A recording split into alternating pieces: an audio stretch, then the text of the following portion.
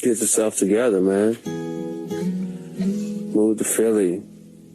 Pile off. Start a noise band. Get 6 or 7 roommates. Eat hummus with them. Book some gigs. Paint. Smoke clothes. Listen to Animal Collective. Start some type of salsa company.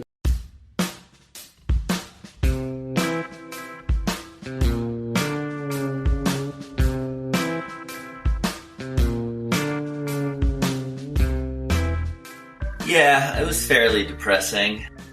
You know, after a while of just really, really wanting to, because, you know, we had built, it was really just that we had built up so much momentum towards playing the songs together and working on the songs together, and had worked on everything for a whole month in Leaper's Fork in Tennessee, trying to get it all prepared, and just, you know, so happy with just the tightness and the vibe that we had going. It was just crushing to realize that we couldn't do that, you know, in the long run. I mean, you know, we could have waited, but, you know, I'm glad that we didn't, because, you know, things definitely lasted that way for quite a bit.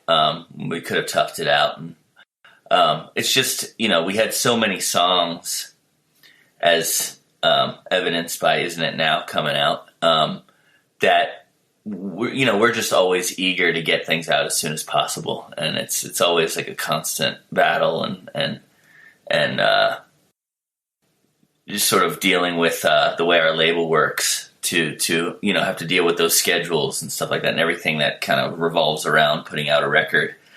It's always just so important for us. Just, it seems like what we have the most control over is recording the music, writing the music, you know, just making sure that element of it is finished. So at that point, we were just kind of like, we have all these songs. We kind of just want to get stuff out as soon as possible. We already knew that there would be delays because of the label scheduling, and the fact that we have solo projects that we're always working on too makes it very complicated in terms of, you know, you don't want to release too much at the same time. And, you know, sometimes we're all right with that. And, you know, more than, you know, most times we're just wanting to put stuff out as soon as possible. So yeah, we just sort of went, you know, stuck with the home studio route, and wanted to see what would happen, at least, you know. Were you satisfied though with the results, in spite of the, I guess, depressing circumstances? Definitely. I mean, the depressing circumstances weren't that we like had to do it that way, or like, oh God, you know what I mean? We all have, like I said, like decent equipment that records, you know, music well enough, and we've been recording music ourselves for 20 plus years now. It's not like we don't know what's going on. I think for me personally, you know, I had just recorded my previous solo record, Cows on Hourglass Pond, in the studio too, and it was just sort of like, oh, I'm stuck here, you know. I think it was just the isolation that was really the drag, you know what I mean, and not being able to play together. But sonically, I think, you know, it turned out all right. I mean, it would have been different had we done it differently, but I think we're all very content with the way. And a lot of people think it's our most live sounding record, and it's probably our least live record. In a situation like that, you know, where the songs are written in like a radically different, the world was in a very different place when you're actually in the process of writing those songs and building them out. How does that circumstance ultimately affect the way the music sounds on record? Well, you know, it depends on how much time goes by and how much we sit with the songs. I think recording the time skip songs at home and just being able to sit with them. There were a few that were relatively new at the time, like Strung with Everything, and I think taking such long periods of time to track and just hear how things sounded in our homes, you know, after people were doing this overdub or that overdub, you know, because things come together in a drastically different way. You know, things are more stacked. You know, it's like you're building a house. You know, and you put the foundation down first, and then it doesn't all happen at the same time as it would, you know, if we were live. And so that just, you know, gives you the time to examine things a lot more. And that's more what changes everything. It's like being able to step back and listen so much more and having that space rather than being in a studio where things are, you know, tend to be a little bit more rushed and there's a time limit on things. And so, you know, if we were to go into a studio and with a certain idea in mind of how we wanted things to be done, then it would probably, you know, get done that way. But like breaking it apart so much like that for time skips, really, it changed certain things. It didn't change a lot, you know, but definitely added and was positive in a lot of ways for a lot of those songs, you know. But I think the length of time also just creates more distance personally from the music, you know. And it's not so much that the big factor is, it's not so much, the process is just so important for me, and I think for all of us, and it's really not the final outcome that, you know, ultimately we get gratification from. It's that the process was positive, and you know, a lot of good things happen. We learn a lot, and just the more time you get distance from that process, and in this case, the process of writing that music, just the older. And the more, you know, the more you change or I change, and the more you feel like not connected to that stuff anymore. And so, you know, it's not so much that the you know, the world changing and everything changes it so much. It's just sort of like our perspective changes so much, you know, that, you know, we start to second guess certain things or, you know, want to hear things differently, you know, and that can be good and that can also be bad. That's interesting. This idea of your relationship to the music changing, especially from the standpoint of, I mean, I guess this is actually a long time ago now, you know, time has lost all meaning, but doing the Pitchfork set, I guess back in like 2018, and like actually like really revisiting these old songs. Right. How had your relationship to those songs changed in the intervening years? I assume you mean the Sung Tongs show?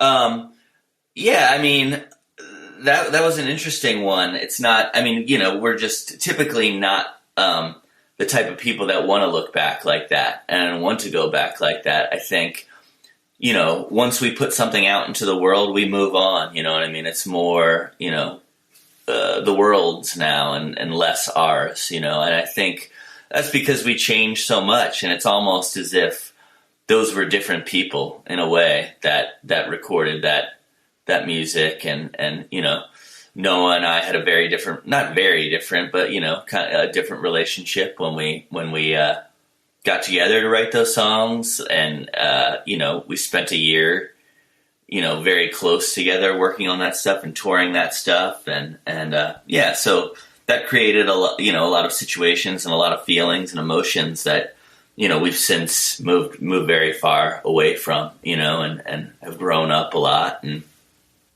you know, we're basically 20 years older now.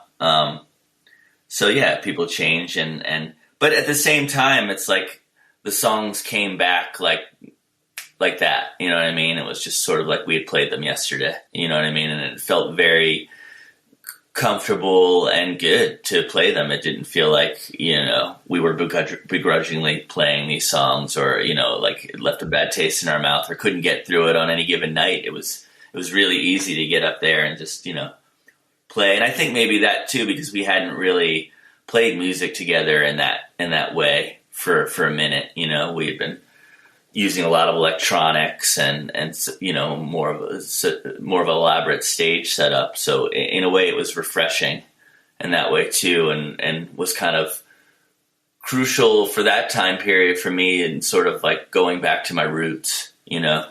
And at this stage of Animal Collective, just helped me work through some stuff with where we are, and just think a lot about, you know, why I started making music in the first place, and why we made that record Sometimes, and what the trajectory of Animal Collective has been.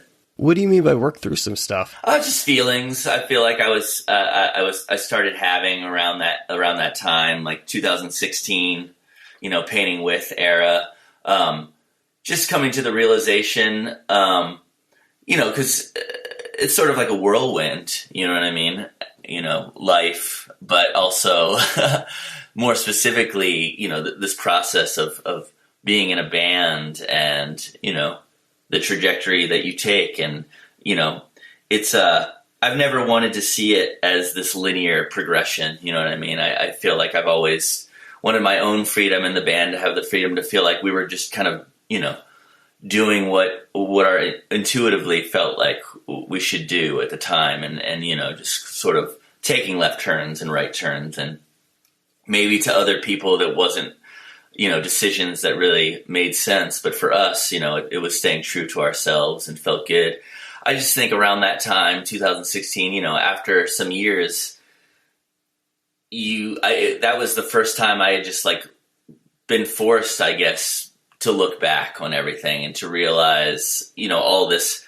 I just didn't think about so much time passing. We were just so in the moment. I was in the moment, and then, you realize 15, 20 years pass. And a lot of it had to do with, press reactions and interviews we were getting asked to do at the time. A lot of people wanting us to look back, and a lot of people feeling like, the first decade of music that we created was, this really magical or important thing, or, you know what I mean? And always sort of, putting that up on a pedestal. It just started making me have a lot of feelings about where I was and what we were doing. And, being like this sort of elder statesman of the, of, the, indie music world or whatever at that time, or now, you know what I mean? It's just a lot to think about and feel, and doing something like the Sometimes thing and being able to feel so connected to that energy, was really helpful and cathartic for me. It sounds like you're referring to really, the band was very much swept up in, obviously, and the show is through Pitchfork, and Pitchfork was a huge supporter, but there was so much buzz around the band that it sounds like, to a certain extent, that process, a little bit of a come down process, is kind of inevitable. Definitely. And I feel like it, in the history of music, it happens to every band, has to go through that, where there's sort of like an arc, or, there's a peak that you reach, or something like that. Or, I feel like, for our case, in a way, I feel like it's, people becoming very familiar with the sound, and the reaction being, oh, it's not, such a surprise anymore. It's like, this is Animal Collective, doing what Animal Collective does, or, you know what I mean? And yeah, that's just it's a crazy thing to witness and feel and be a part of, and be a part of having a personal connection to making music for so many years, and to also be witness to, the fan base and so many other people being a part of that too, and having feelings about what you're making and that kind of thing, I mean, it's an interesting dichotomy, right? I mean, people being familiar with your sound, but you're also constantly moving forward at the same time, or wanting and trying to do things. Was that a fear that you had sort of been stuck in this idea that people had of you?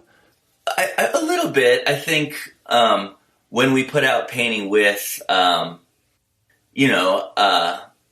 it's a complicated record to look at or ingest in terms of Animal Collective's history or whatever. And I think I can totally see why, people would hear it and be like, well, wow, this isn't the Animal Collective I'm used to, or whatever. But I think at that time we felt like people really wanted a specific thing from us, and we weren't giving that to them. And that was tough for us, because we felt really strongly about Painting With, And I'm not saying that there are people that don't like the record, or I'm totally down on.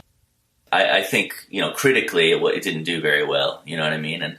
And a lot of stuff that I read about it, I felt like what I just said. I felt like a lot of people sort of blamed us for not being the old Animal Collective, you know, and that's sort of something we've always tried to move on from. I mean, but I also understand that there's a spirit, you know, and an energy that you know we strove for like early on, and I think that's part of the important stuff that I'm trying to stay connected to, or you know what the kind of end of the last decade kind of helped me get through, you know, or reconnect to, you know. It's a funny thing, or at least it's a funny thing in hindsight, because I think that we've all experienced this, especially if you make and put creative things out into the world, that if one of them doesn't hit the way maybe others had or the way you wanted it to, that all of a sudden it's the end of the world. Like I've had that before too, where I've been like, you know, I've had like a bad interview or something, and it's just been I guess I'm just bad at this now. I guess this is just how things are from now on. Yeah, I mean, like one negative comment, you know, somewhere can send me spinning. You know what I mean? And that's why, for the most part, I don't really try and pay attention to that kind of stuff. You know, even the good stuff sends you spinning, you know, into unreality almost, into not yourself, into letting the ego take over. And that's kind of what I'm not about that. I want to just feel strongly about, you know, what I'm doing and have this personal connection to it, and let the process sort of guide me and teach me what it needs to. And it's hard to do that when, you know, you're paying attention to the sort of outer circumstances, you know, and what's going on around you that's attached to all of it, obviously. But it's still, you know, kind of separate in a way from our Animal Collective experience. So it sounds like it was kind of a perfect storm in terms of, you know, this record not perhaps being received as well as other ones had, but also hitting this milestone and reflecting on the past. At that point, how do you push through, and how do you avoid, I'm asking this for myself as much as anything, like how do you avoid wallowing in those sort of negative or doubtful feelings? I mean, I found that they just move away and move on, or maybe it's because I've it's the kind of thing, you know, being, when you're putting yourself out there, you're putting something creative out there or on display, you kind of have to develop a tough skin in that way. I mean, we're no strangers to people talking negatively about us. Like we're aware that there's certain people that I don't think will ever like come around to Animal Collective. They hear Animal Collective and they're probably just kind of like, you know, those guys, you know, or. And so it's been in some ways it's been our whole career where I've had to get used to opinions like that and thinking like, oh, nobody's going to like this one. Or I think because we've changed so much from record to record, it's kind of, I've had to get used to that, because I feel like there are always people with every record that have been like, you know, this isn't the last record, like Feels, this is not as good as Sung Tongs, what are they doing? But then at the same time, people being like, Feels is the most amazing thing. And then Strawberry Jam, like, oh, what happened, you know? And, oh, Strawberry Jam is my favorite Animal Collective record. So, and it's like that for every record, you know, to varying degrees. Obviously, Painting With was a little bit more of a swing towards seeing a lot more negativity maybe around it. But, you know, in a way, it's just something I've had to get used to and, you know, develop techniques for just, you know, having move on. And the same goes for shows and playing live. You know, I can play a show, or Animal Collective play a show, and maybe it's just the way I'm feeling. I have no basis in reality for the way I feel after a show, but maybe I'll just feel really, really bad after a show and think, man, we suck. You know what I mean? Like, we really blew that one, or I really blew that one, and go to bed, you know, like on the verge of tears, basically, if not, you know, crying a little lonely in my hotel room or on the bus, thinking like, man, how am I gonna, you know, how can I approach the next day or whatever, the next show? But, you know, it just kind of, you go to sleep, or, you know, it's just important to move on from something like that. Or it's so small and insignificant in the grand scheme of things and in life. So outside of the process, that I, and part of the negative stuff is part of the learning process too. And like I said, it just kind of has made me stronger in terms of criticism and that kind of thing. Yeah, for me, it was a really important realization of accepting that, I mean, in your case, like that there will be bad shows. Like some shows are just bad, like, and sometimes you have a night off, and just like, just sort of being able to accept that, and being able to accept that that's kind of in effect part of the process, really, especially because I get the sense in terms of the way you guys play together as a group that it's a tightrope act in a way that maybe it isn't for a lot of other bands, because it is such an exploratory process when you're playing live.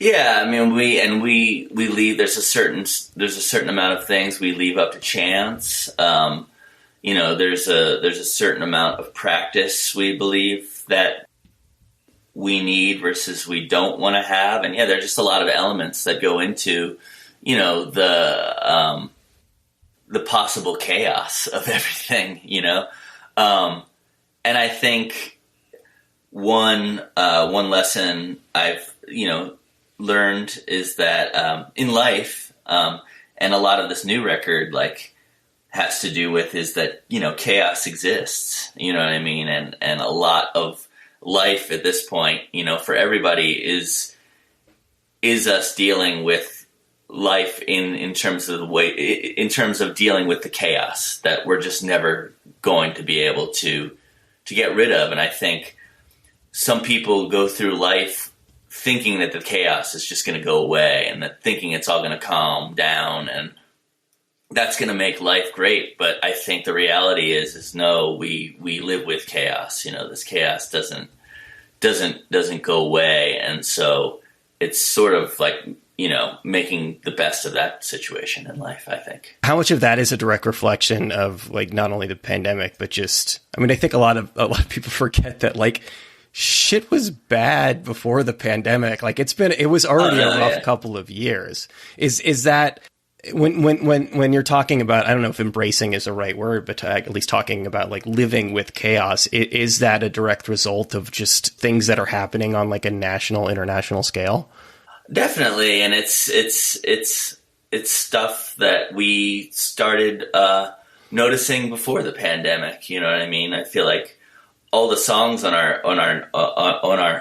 new records, or Time Skips and Isn't It Now, the newest record, they were all written before the pandemic. And a lot of the lyrics were, and I feel like it reflects like visions of a society or a world of people that seems to be crumbling, but also existing at the same time. And how can we exist and live our best lives and live with each other in the best way amongst this crumbling feeling or amongst this chaos? And should we embrace everything falling apart? I think there are people that embrace things falling apart, and see it as a positive thing and see it as a movement towards change. And I think there are people that don't embrace things falling apart at all and think there's this, think there's these hard-edged notions and things that will always be and always,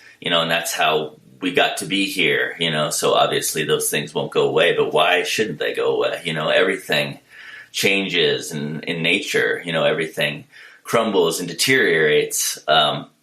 I think as humans, we've definitely, some of us at least, have this idea that we're beyond that, and I'm not so sure that's a good place to be. I don't know. Have you gotten better or at least more receptive to the idea of things falling apart? I think so. And I think, quarantine and the pandemic definitely, as you've been saying, definitely like heightened that feeling, and I feel like for me, it's important to sort of live in a sort of like any things could fall apart any day now. You know what I mean? To me, like, in a way, like, maybe I don't like truly believe that or want to believe that, but like, there's a certain sense of, well, this could be the last day, I get to do this or I get to do that. I think it's unfortunate that I feel like there's some people that are through the quarantine or through pandemic and are like, oh, okay, that's over now. You know what I mean? We're, smooth sailing, but I don't know, it could just as easily happen again next week. I feel like, and we're back to where we were. And then it's just sort of like so many people haven't learned from the situations that we keep getting into, I don't know. I'm just speaking off the top of my head a little bit. You could probably talk about it forever, but which I'm fine with. And it's super interesting. I've tried to get better at embracing this idea that everything being temporary can in and of itself be a liberating thing, because like instinctually, I don't think we're programmed to feel that way. Oh, definitely not. I think just years and years of evolution, just of there's so much in the past that we've biologically, I guess you could say biologically. I mean, yeah, it's like survival. A lot of it is just instinctual survival. I think about it in a lot of different ways, but I feel like it's almost as if we've been programmed, to certainly live and feel and think these ways. But I think, for myself, I think about it, but for everybody, I think that those patterns can be broken. And I think a lot of those patterns, it would be positive to break, and it's stuff I work in my own life when I say, stuff like I've been working through that, and I think Animal Collective has taught me a lot about the sort of temporary nature of things. I think it's been a journey of a lot of change, and not just the change in our sound, but of embracing the change that we've each gone through individually, and the band has gone through, and just trying to make it work and using it to our ability to make something positive out of maybe something that seems initially negative or crushing,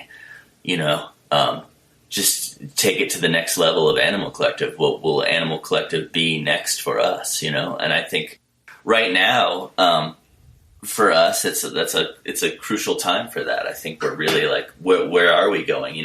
We have a record that's coming out, but, the music industry especially is changing a lot, and has changed quite a bit since we first signed record contracts, back in 2002, 2003. And it's been a process of adapting to that too. And it seems like we're adapting every day to some new way of being within the music industry, that we have to do.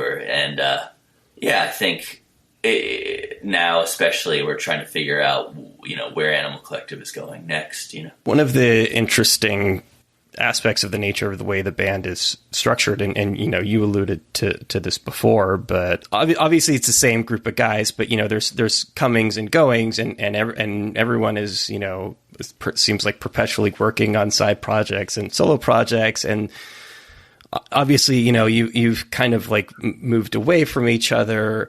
And I just think, like, even in like perfect circumstances, it is so difficult to get four people on the same page about something, and it's kind of amazing. But it sounds like, to a certain extent, when you're talking about these sort of like broader things that you're thinking about, that the band is also thinking about these things. Yeah, we're all world-minded, socially conscious people, and spending a lot of time in our own lives, kind of, tending to that element of life. I think in terms of Animal Collective, one thing that has made it go so long is in a lot of ways we're not on the same page. I feel like, for things that we do, and I think that makes Animal Collective kind of like a learning process for all of us, because we sort of have to it's like each era or each record has this code that we all kind of need to figure out, and we kind of, figure it out in our own ways, maybe parallel to like figuring it out as a band, and I think there's this sort of like overall band conversation. But at the same time, I think we're, whether it's subconsciously or not, we're each individually figuring out like our place in this new thing that is Animal Collective each time, And sometimes it's more difficult for somebody, and sometimes it's really easy. Sometimes, say for a record like Merriweather Post Pavilion, it was very serendipitous. Like we just kept saying that the whole time. Everything is just like syncing up, and we're all synced up, and this situation happened, and that just seems, And then there are records, and then Centipede Hurts, the next one, there was a lot more difficulty, and we didn't all sync up, and some of us had personal things happen in our lives that created another level of complication. And yeah, there's just so much, when you consider people's personal lives, and I think the fact that the friendship for us, and the friendship goes back beyond the band for us, that makes things, very complicated, and that's like, having to be aware of that. It's not just the band is the most important thing, it's also, well, this person is also very important to the band, and this person's life is very important. So we have to make sure that this person is very comfortable, you know what I mean? And, and can collaborate, and because otherwise, if you're not, balanced and comfortable and doing all right in your own life, you're not going to be able to function in the band, you know what I mean? And there are definitely records that we've had to approach in that way as well. In those specific instances where there is I guess like a misalignment or people are out of sync, does that have like a fundamental impact on the end result of the record? And is that impact always a negative one? No, I'd say it has more of an impact on the process, which for me personally can be more crushing, because then, I'm going to look back on as much as I like, for example, Centipede Hurts, as much as I am proud of that record and like the way we worked together and a lot of the things that happened in that era. There are a lot of other things because of the process and because of what was happening for me personally that process and that time period kind of leaves a bad taste in my mouth. It's not something I can look back on lightly or not have some sort of triggering emotions for. So yeah, it doesn't necessarily, influence often sometimes it can mean more work for other people. You know what I mean? If somebody is incapable emotionally of, and, musically pulling their weight, it just, the rest of us are usually there to step up and be like, it's all right. You know what I mean? We got this, we just want to make sure, the, for lack of a better word, the vibes that are okay. You know what I mean? Feels is my favorite Animal Collective record, so I'm one of the. You're not alone. You're not alone. Doesn't mean I don't love the other stuff, but that's my favorite. But for like that one specifically, I often ask people when they write about really really emotional things or difficult points in their life, and they have to go out and like play those songs live, whether there's an extent to what's reliving it. Now, obviously, like your process isn't like that as much, you very much move on from songs. But when you look at something like that, where the creation of that specific record is so tied to your partner at the time, mm-hmm. does that influence your relationship with this record all these years later? It definitely does. That one, obviously because of that situation, and my partner at the time and marriage and all that. Feels is a great title, you know what I mean? Because that a lot of feelings are left over from that whole era, and you know what I mean. It's very important to me, and in that sense, I'm just grateful for that, and that. So my connection of being proud and feeling very, I put a lot into that record, and I put a lot into those songs, and it's just like everything I was feeling like coming out into a record at that time, and it's exactly what we wanted to do. But in terms of just playing the songs now, I mean, some it's a little easier to do than others. Like a song like Banshee Beat, it's tough for me. It's not a song I, maybe want to revisit like so often, despite I know a lot of people probably wanting to hear that song, and I say that just because a lot of people ask to hear that song or for us to play it live. But then on the other hand, and I think it's because that song for me conjures emotions that were already very tricky back then, this sort of uncertainty and this, this sort of freshness of this feeling. Whereas something like Purple Bottle, it's a little bit more universal, or, maybe something a little bit more, not as specific as something I put into. I mean, the feelings are definitely all very personal and specific, but somehow something like Purple Bottle, and just in terms of like the joy that I feel from playing Purple Bottle, I feel like it's very ecstatic, and I enjoy the energy that I'm able to conjure, like, or we are able to conjure, like, with the whole crowd of people with something like a Purple Bottle. It's become, and it was always like a great live song for us. You know what I mean? It always, had this kind of ritualistic feel or something to it, and it remains that way for me. So I enjoy playing it. But yeah, for some reason, something else like Banshee Beat is a little bit more difficult to play, and connect to. I think joy is a perfect word for that song. And because of that, I think that if you're lucky, it can transcend the feelings that were tied to it. Yeah, exactly. I think when I play Purple Bottle, my goal is for that joy to just go like a wave over the crowd of people, for everybody to be consumed by that energy and that joy. And that's all I think about when we're playing that song, and put everything I have into it to create that energy. I was looking at an interview that you did, I think around your last solo record, and you were talking a bit about the I Ching at the time, which is something I've flirted with a little bit, but have never really engaged with fully. Is that still something that is, I guess, central to your life? It's definitely something I keep in mind. And, if I for me, it's a tool, and there are many good tools that can be used together, when approaching your own life. I feel like people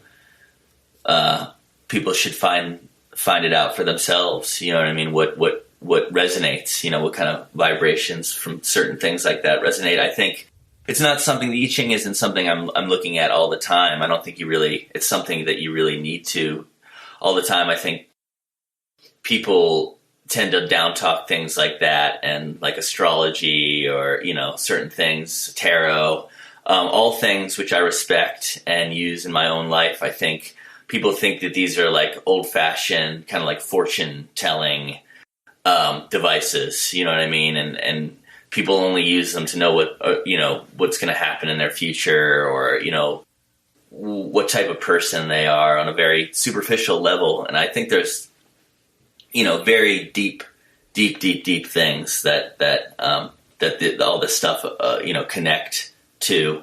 And I think the I Ching is one of them. I think somehow, I just believe that the I Ching is tied in, very tied into human DNA and just the progression of life and nature.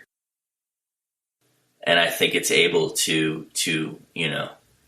shed light on a life path, and so I'll tap into it, every now and then if there's a question I have, or you know what I mean. But it's not a question like I'm trying to get, you know, an answer like, am I going to get a good hamburger tomorrow or something like that. Sure.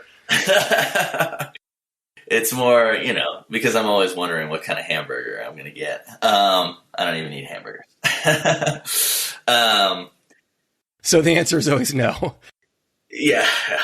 No, you know, for the 1 millionth time, you're not going to, you know, I think it's a way of kind of being able to reorient your body, your nervous system, your spirit, and sort of reorient it in terms of the outward stuff that's going on in your life and making you feel certain things, or making me feel certain things. It just, I feel like the I Ching sort of can keep you in check, you know, or keep me in check in terms of what's important in terms of the way you're living your life day to day, or, you know, the things around you that might seem so horrible or that might seem so great. You know what I mean? It can really just, it's a good tool to sort of figure out how to navigate a lot of that stuff.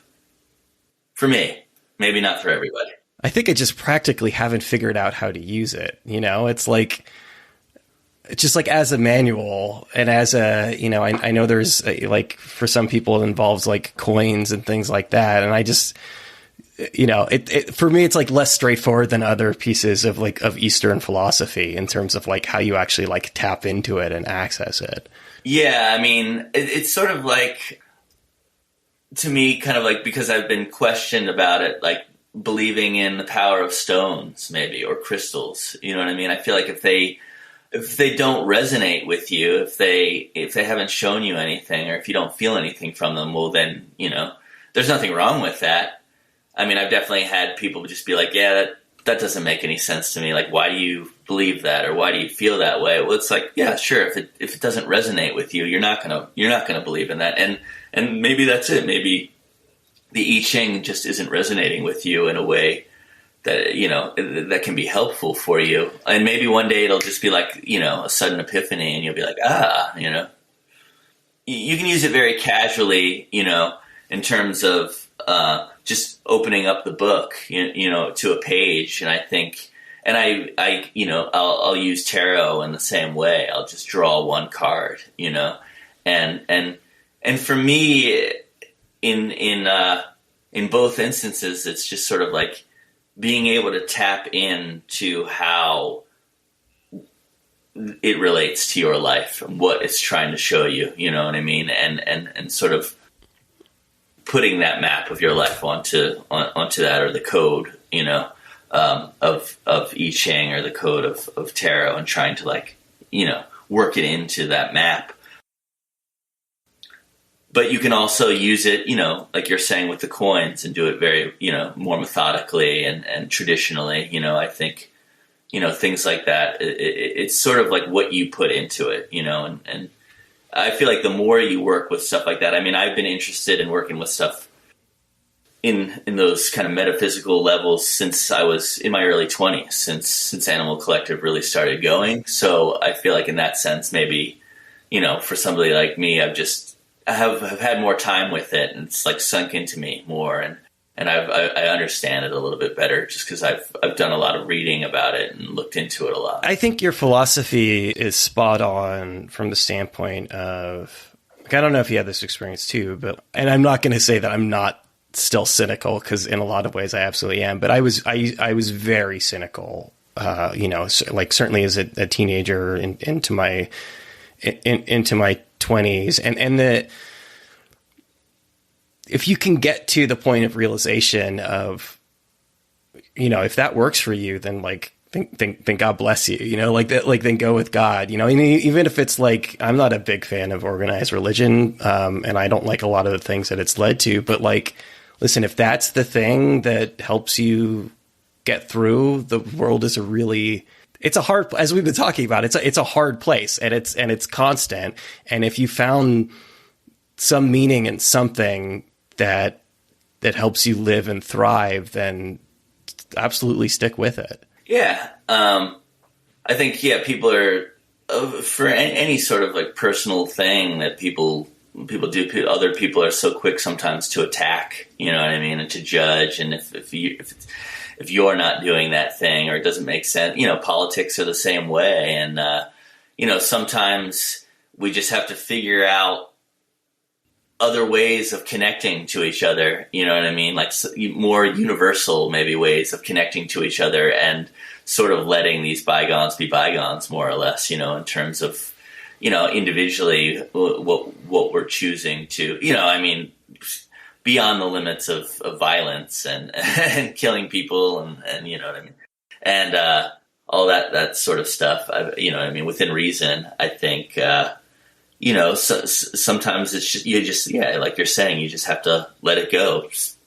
You know, that person does that and it works for them. And there's, you know, I might not understand that at all, but there's got to still be something that makes that person, you know, a beautiful person and worth my, you know, my understanding and connection. Occasionally it's necessary to be the guy who's like asking about a title of an album. But I was reminded of Ram Daas when I saw the title "Isn't It Now," and to me it reflects this idea of being in the moment. Definitely. I think it means you know, a lot of things for each of us within the band and everybody probably on the planet that hears that phrase. It's almost something that it's titled "Isn't It Now" because it's just something I hope people will think about when they hear that phrase. Maybe, you know what I mean? Maybe and sort of in the same way we've been talking about the I Ching, sort of come up with their own understanding of what that is. I like the thought of it, you know, really conjuring some deep thinking about why we called it that and what that title means to people individually. You know, I think it you know comes from it being a line in the song "Defeat." You know, it's sort of like one of the last standout lines in the song, and I think we've never. I don't think we've ever titled a record based on a lyric from a song. So I think that seemed kind of appealing to us. But I think, yeah, for me, being the one that kind of had the first idea of calling the record that, I just have this thing where I feel like, you know, people these days are so reliant on the past and the future to sort of figure out our problems and to sort of pave the way to show us where we're going. And I think that there's a lot of negativity around that, or maybe, you know, things that aren't so good about that frame of mind anymore. I think maybe that's one of the sort of, you know, older it seems like an older way of thinking to me now at this point, even though as you're saying, Ram Daas and you know, plenty of gurus and mystical religions sort of have been speaking of you know, similar ways of thinking for, you know, centuries or whatever. There's a sense to me that modernizing it, you know, is important, you know, and I think I've been reading stuff here and there about the concept of hauntology, and that there's more of the past will always haunt progress and will always haunt our idea of what the future should be. And I think like sort of 60s futurism, modernism is like a perfect example of that, where it's like that became our vision of what the future should be. And you know, we have these ideas of space stations and, you know, I don't know, all these, you know, Ray Bradbury. Jetpacks. You know, yeah, all this kind of, you know, sci-fi And, there's a lot of sci-fi, that I've read, that it seems like that stuff's coming true. It's more of like the end of the world stuff, though, like the J.G. Ballard stuff, like the, floods and droughts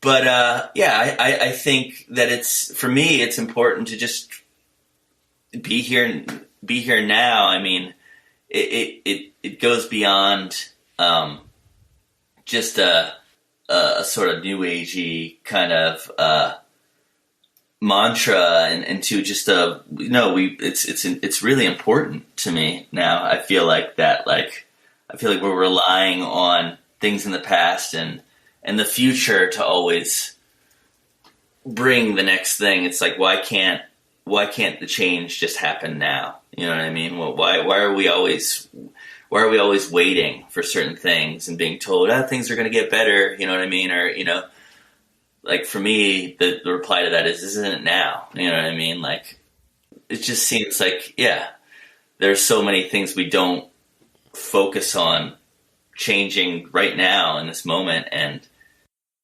that's everything from the world's problems or the world's issues to things that are in your problems or you need to change in your own life or appreciate in your own life, or, you know what I mean? And isn't it now just kind of, brings all that together. I think the flip side of that, of focusing too much on the past, and this has been top of mind because I'm in this hotel room, like in the heart of Silicon Valley right now, surrounded by all the VCs and money. And are you familiar with the concept of effective altruism? Not too much. No, if you want to. The way I became really aware of it was the whole Sam Bankman-Fried thing, the whole big like crypto collapse thing. Right. And he was an adherent to it. And I think a lot of these, like, I'll just say like rich psychos are subscribed to this philosophy. And my understanding of it, at least to a certain extent, is effectively that it is, you make as much money as you can right now, by any means necessary, with the understanding that it's, that down the road that you're going to invest all of that, back into like world changing things and charities. And I think that it's not just contained specifically in that philosophy. I just think that that's how a lot of people justify amassing large, sums of money, because at some point they'll do something with it that benefits the betterment of mankind. I understand. That makes sense to me. I mean, to me, that immediately just feels like an egotistical thing, right? Like something that just makes them feel better about. Just to make it clear, I think it's a bad thing. It's just justifying hoarding money, basically, I guess. Yeah, yeah, but also, but I think that it's a microcosm of the way, like, a lot of people's, I've done this, you've probably done this too, our brains tend to operate that, like, at some point down the road, we'll do something that helps people. Like at some point, I'm focused on this thing right now, but at some point down the road, I'm going to actually like strive to make the world a better place. I would think the reverse would be kind of more important for me. Yeah, I mean, I think in the sense of thinking more along the lines of and it's hard. I mean, it's like what can you do? You know what I mean? We live in a society where we are forced to make money. You know what I mean? It has to be a part of what we do day to day. You know what I mean? Animal collective has to be tied into, unfortunately, I wish it weren't, making money. It's how I live. And since 2004, I guess, when I decided that was going to be my job, you know what I mean? And that was, how I was going to make money. I had to approach Animal Collective in that way, in a certain sense. But at the same time, it's never really been about making money for us. You know what I mean? Any decision that we've made, any record that of the records that we made, we're not thinking like this is going to pull in all this money for us, or we have to do this to, maybe now, more than ever, we're thinking that way about certain decisions, just because, it's like I said, the music industry is in a very strange place, and you get older and you have to start worrying about the future. Yeah. We've got, some of us have families and that kind of thing, but we can't always be looking beyond ourselves in that sense, in terms of at least making money. But I would think that, a more beneficial, at least maybe to yourself even, a way of being would be like, put more out to others first.